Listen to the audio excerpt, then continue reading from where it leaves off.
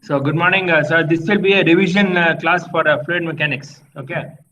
Now, yes, you have to tell me what are the doubts, what are the questions that you have. I can clear that. This is going to be a revision class. You tell me what I want to, what you want me to revise. I will do that. Tell me now.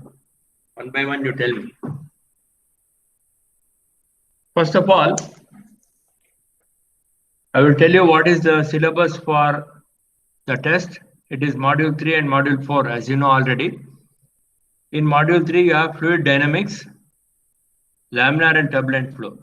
In module 4, flow over bodies and dimensional analysis. So briefly, I will just tell you about module 3 and module 4. What are the important topics that you need to study? After that, whatever questions are there, you can ask. Okay. So in module 3, coming to fluid dynamics, syllabus is introduction, forces acting on fluid in motion, then Euler's equation of motion. So you should know the derivation of the Euler's equation. Then by integrating the Euler's equation, you are going to get the Bernoulli's equation. By integrating Euler's equation, you will get Bernoulli's equation. So study the Bernoulli's equation derivation. Now in the VTO, usually they will ask, derive Bernoulli's equation from first principles. First principles means from the beginning. That means from the Euler's law, Euler's equation. You have to integrate Euler's equation and then derive the Bernoulli's equation. That is the meaning of first principles. Okay, listen all of you carefully. So go through the Bernoulli's equation derivation. Second thing, assumptions made in the Bernoulli's equation. What are the assumptions? Assumption is that there is no viscosity, there is no friction, etc., etc. Go through the assumptions. Okay, and what are the limitations of the Bernoulli's equation? Then, introduction to Navier-Stokes equation.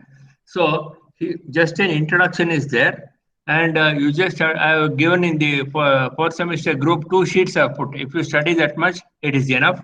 What is Navier-Stokes equation? What is its importance? Where it is used? And the Navier-Stokes equation. That much you just see. Then application of Bernoulli's theorem such as venturimeter, orifice meter, etc.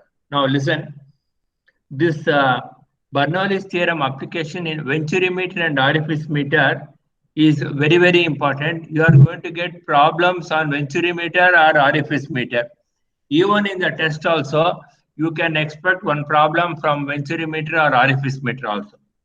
One more thing I want to tell you, in this test, maximum I want to give derivation and problems. You know the reason why? Because it is a descriptive test. You have got the liberty now to write or to derive, and also you can solve the problems. Whereas in the first test, because it was MCQ, only tick, you have to tick the answers. But here you got the liberty to write and solve problems. Okay, so that's why go through all the derivation and problems that are there in the third and fourth module. Okay, they are the important things. Then venturimeter, see how you will derive the venturimeter equation. Then what is a A1, A2, what is discharge, what is CD, all those things you will know. Then formula for discharge in venturimeter, formula for discharge in orifice meter. They can ask you the derivation of that also. Or they might ask you problem. One problem definite on venturimeter or orifice meter.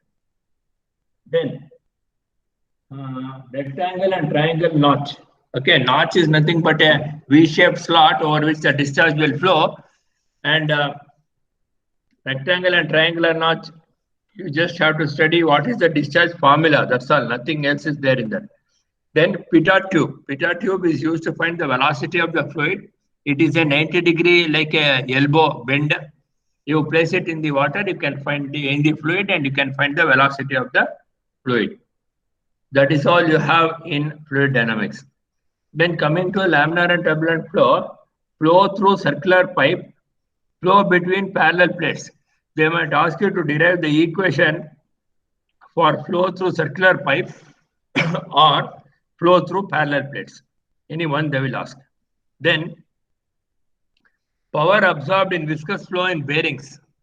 Okay, I have sent you that material also. Anyway, I will send it again if you want. That is not so important. Then Poiseuille's equation. Now, this is very important. Poiseuille's equation, which is called Hagen-Poiseuille's equation. Now, you should know the derivation of the Hagen-Poiseuille's equation. Now, two things are there in Hagen-Poiseuille's equation. You need to note down. See, any book you can take. If you have one cell, it's okay. If you have other book also, no problem, or any e-book. The Hagen-Poiseuille's equation, I will just tell you what are the things you have to study in that one.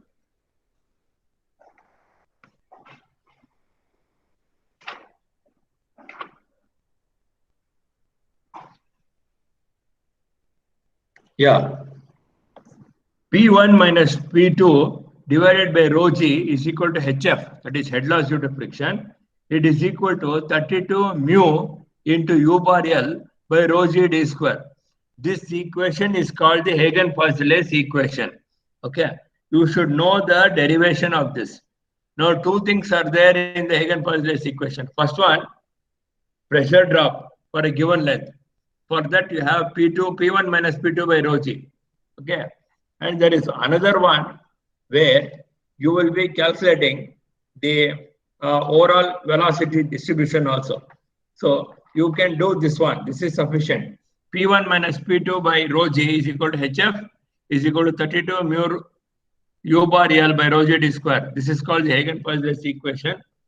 Go through the derivation of the Hagen-Poiseuille's equation.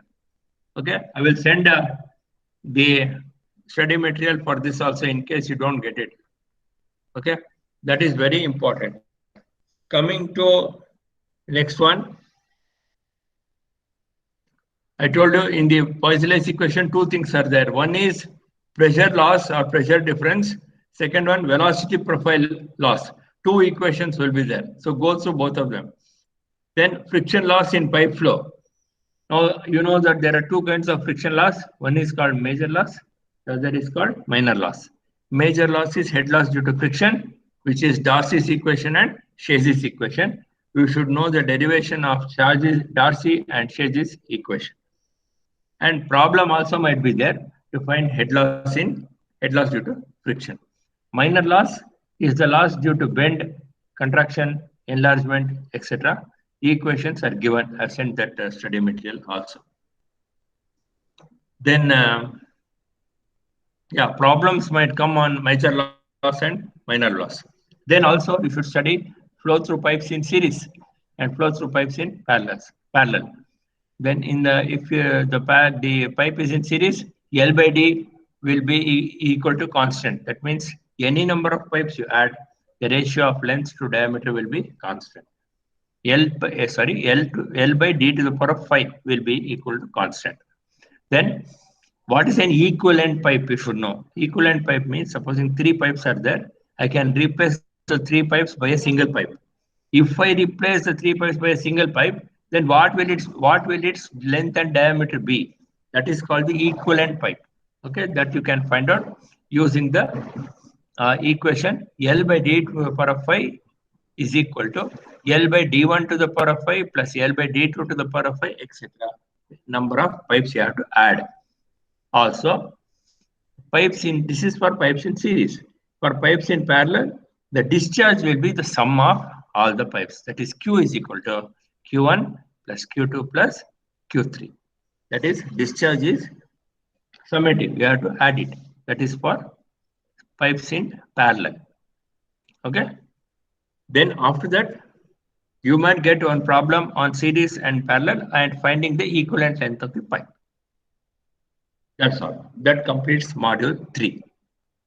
Coming to module 4, two things are there. One is dimension analysis, which of course all of you know. We have solved a lot of problems. I have given assignment also. All of you know the Buckingham pi theorem. You have solved many problems. So one problem on Buckingham pi theorem, definitely it will come. So you should know how to calculate using Buckingham pi theorem. What is n? What is m? How many pi terms will be there? How to calculate the number of pi terms? And using the pi terms, how to derive the equation. So Buckingham pi theorem you should know. Then what is the meaning of dimensionless numbers, dimensions of physical quantities like velocity, acceleration, etc. You should know. That is about the dimension analysis. Then flow over bodies. Flow over bodies, I told you, is nothing but the boundary layer. So what do you mean by boundary layer? What are the different types of boundary layer? So there 4 things will come. First one is boundary layer thickness, delta. Second one, displacement thickness, delta star. Then momentum thickness, theta. Energy thickness, delta double star. You should know the derivation, the definition of each of these things. Okay? And the mathematical formula or the equation of each of these things. For example, U by U, E into 1 over U, those formulas are there, no? For delta star is equal to like that. So those things you should know. Second thing, one problem definitely will come on boundary layer where they might ask you to calculate either boundary layer thickness, energy thickness, momentum thickness, etc. So you should know how to solve. So that is very simple. Replace the component of U by U by the given equation, integrate it with respect to Y, then later on you will get the final equation. That is whether you are finding delta star, theta, delta double star, etc. So go through the boundary layer problems. So definition, mathematical formula of all this thickness boundary layer is required. Second, they will ask you actually one problem on boundary layer thickness. Then after that, I told you it is a lift and drag. What is lift? What is drag? That is FD and FL, force due to drag and force due to lift. Then CD and CL, coefficient of drag, coefficient of lift. Then the formula for FD, formula for FL, CD, A, rho, U square by 2 is there, isn't it? So see that one, what is drag, what is lift.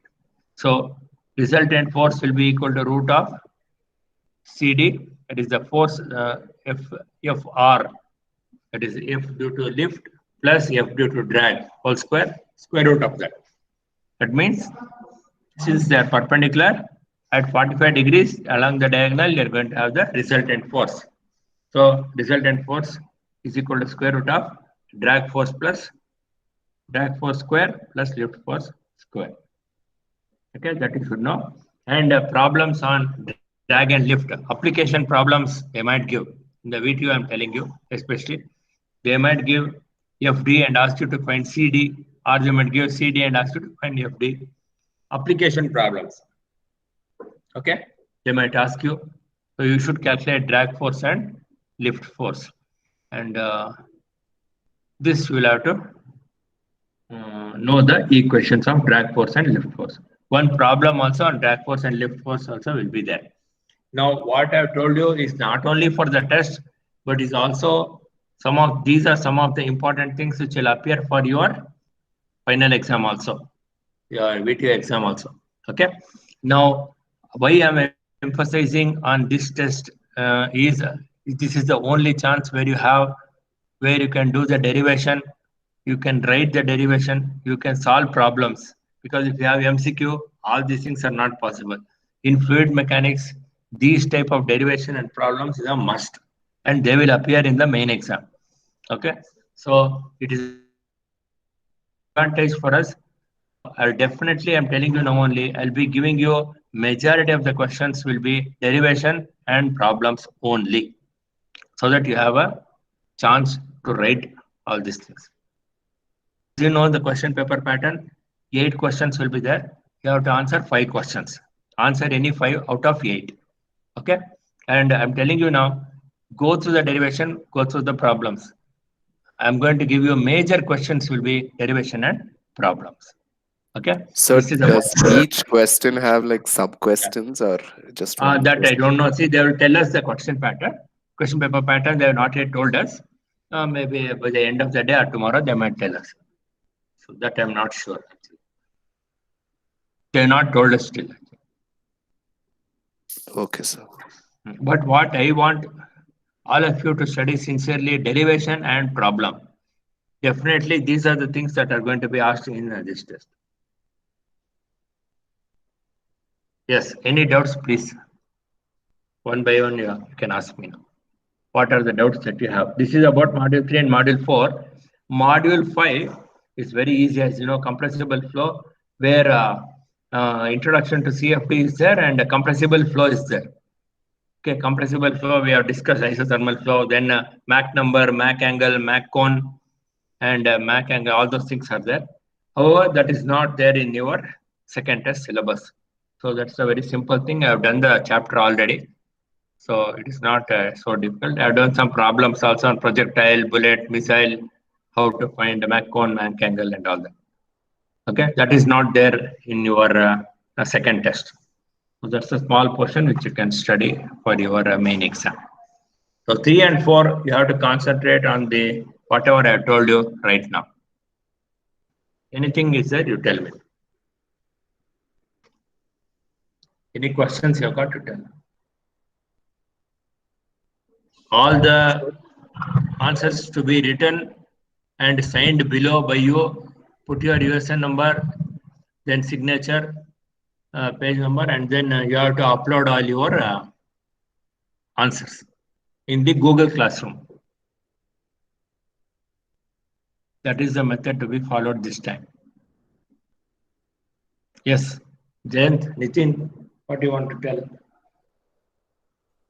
Sir, under application of Bernoulli's equation, there is a rectangular and triangular notch. Yeah, can you rectangular and triangular notch? See, yeah, I will explain that one. Now, if you see the dams and spillways and all that, you see that they will have given a triangle notch-like thing where the water will flow. Okay, so you can calculate the discharge going over the V notch. Okay, so what are notches and what are this thing? I mean, what are triangle and rectangle notches? Notch is nothing but a wedge-like structure. Okay, so it can be rectangular, it can be triangular. Why it is needed? When the water flows over a dam or a spillway, what happens? It crosses that notch. When it crosses, you can find the discharge over the V notch. See, you need to find what is the discharge, isn't it? How to find the discharge. Okay, so for notch and where notch is rectangular and triangular notch, there is a formula where discharge Q will be equal to an equation will be there, where the angle of the notch also will be taken into consideration. For example, theta is 60 degrees, then you call it a 60-degree notch. 45 degrees, 45-degree notch. 30 degrees means 30-degree notch. Yeah, triangle notch. Of course, you have rectangle notch also. So the discharge over the notch can be calculated using a formula. Okay, what is that formula? I'll send it to you today. Okay, I'll just send it to you. And you can calculate the discharge over the notch.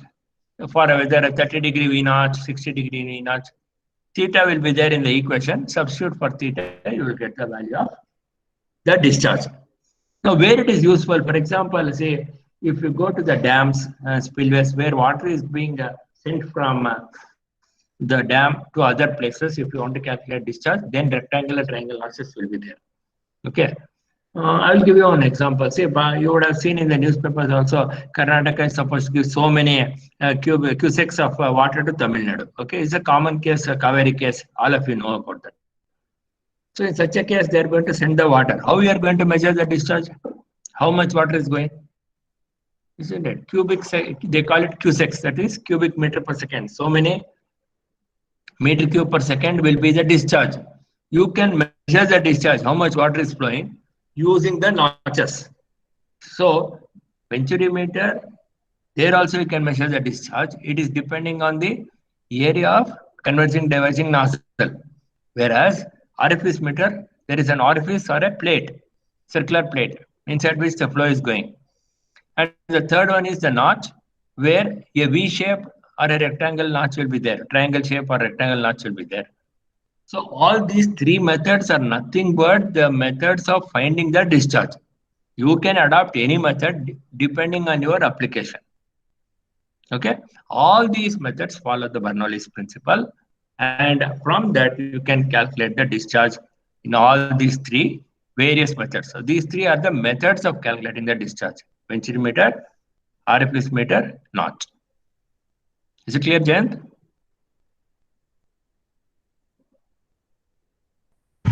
But not true. Yes. Yes, sir. Have you understood what do you mean by a notch? Yes, sir. Notch I understood. You understood. Okay. Now tell me, any doubts? Sure. Tarun? Tarun? Can we get module-wise notes, sir, like in a single file, sir? Yeah. Yeah, I'll send. Yeah, today definitely I will send. Yes. Module 3 Yes, and sir. module 4 I will send today. Yeah. Yes, sir. In one First file only, preference sir. is module 3 and module 4. Remaining. Yeah, definitely. Handwritten notes I will send today. Yeah, definitely. Yes, sir. Thank you, sir. By today evening you can. Yeah, I will send it by today evening. Yeah, definitely. Anything else, man? Any other doubts? Sure. Okay, so 8 questions will be there. You will have to answer 5. Focus more on derivation and problems. Okay. Yeah.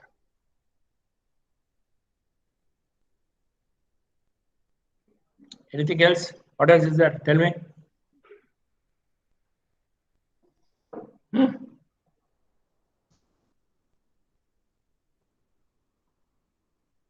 So done the revision. Everything else is over. Okay. Yes. Any doubts? Anybody? So how did all of you do the machine shop? Machine shop lab internals. How did all of you do it? Good, huh? How did Yes, you sir. find it? No problem. Okay. No, sir, no. Okay. Okay. So then, what else? Anything else is there? Okay. So get prepared. 28th, 29th, 30th is the test. As per the timetable, 29th is fluid mechanics. That is a Friday, 10 o'clock. As per the timetable, Friday 10 o'clock, I think, is the fluid mechanics. Okay. So please get prepared. I will send you model 3 and model 4 notes also today. By the end of the day, I will send it. Okay. Please study, do well, focus on derivation and problems. Anything else? Pranay?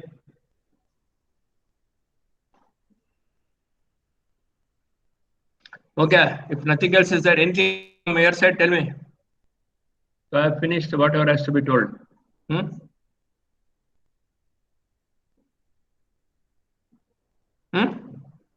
You're not responding. Any questions, Abhishek? Alap? Nothing, sir. Okay, then shall we conclude this revision class? If no questions are there? Hello? Because after this, you'll be going to the test directly. There is no class after this one. Any doubts, you have to ask now only.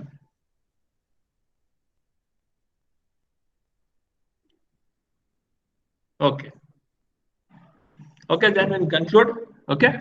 Yeah. Sir, Yeah, tell me. sir, in the email that we got from college, it was said that there will be no sub questions. Okay. It might be like that only. Okay. Direct full question. Okay. Yes. Okay. Okay, I don't know. See, we have not yet got the instruction how to about the question paper pattern. If you have got it like that, okay, maybe. Yeah. So what difference it makes whether there is a sub question or a without sub question, Jayant? A less number of questions.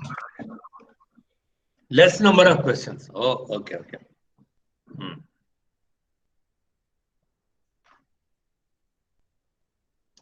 Okay.